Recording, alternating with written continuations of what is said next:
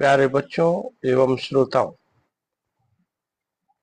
संस्कृत कथा श्रृंखला के अंतर्गत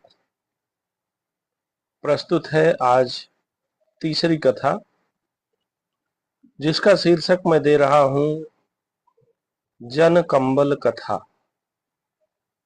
बहुत प्यारी कहानी है, समझने की है, तो आइए सुनते हैं। कस्मिंश्चित् पर्वतीय नगरे नद्याः तीरे द्वौ जनौ गोपालवृत्तिं कुर्वतः स्म। तदैव तत्र सहसा तीव्रा भीषणा च वर्षा अभवत्। पश्यत एव नद्याम् अतिजलम् अभवत्। नद्याः जलप्रवाहः च तीव्रतरः अभवत्। तस्मिन् एव जलप्रवाहे कोऽपि भल्लूकः पतितः आसीत्। सः च जलवेगेन नीयते स्म। तं भल्लूकं कम्बलं मत्वा तयोः एकः जनः नदीजले अकूर्दत्। तं च अगृह्णात्। तावत् भल्लूकेन अपि सः जनः गृहीतः। तदर्थ च प्राणभयम् उत्पादितः। एतत् सर्वं दृष्ट्वा नदीतीरे स्थितः जनः स्वमित्रम् आहूय उच्चैः अवदत्। अलं कम्बलेन तं त्यक्त्वा एव शीघ्रं जलप्रवाहात् बहिः आगच्छ। एतत् श्रुत्वा सः जनः स्वमित्रं प्रत्यवदत्, किं करोमि? अहं तु कम्बलं त्यजामि, किन्तु अयमेव मां न त्यजति। मुहूर्तमात्र समयान्तरे भल्लूकेन सः जनः व्यापादितः, भक्षितश्च।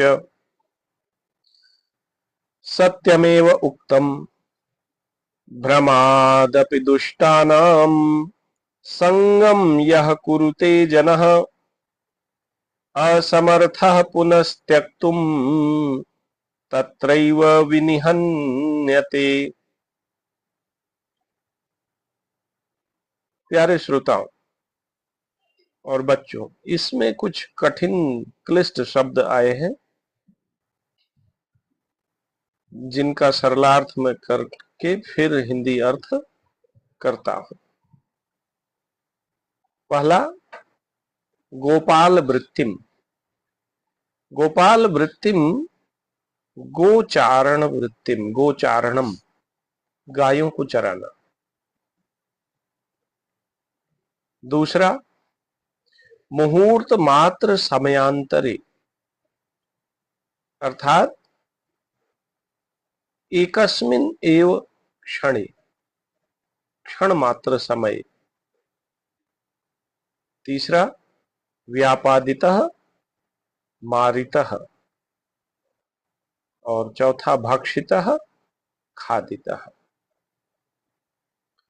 इस कहानी का हिंदी अर्थ है, किसी पर्वतीय नगर में दो लोग गायें चरा रहे थे। तभी वहां तेज और भयंकर वर्षा होने लगी। देखते ही देखते नदी में बहुत पानी हो गया। नदी का जल प्रवाह भी बहुत तेज हो गया।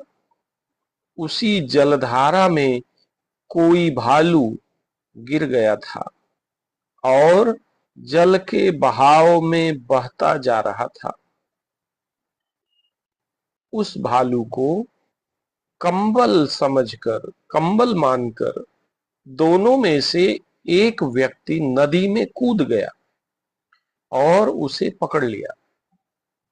तब भालू के द्वारा भी उस व्यक्ति को पकड़ लिया गया और उसके लिए प्राणों का भय भी उत्पन्न कर दिया गया।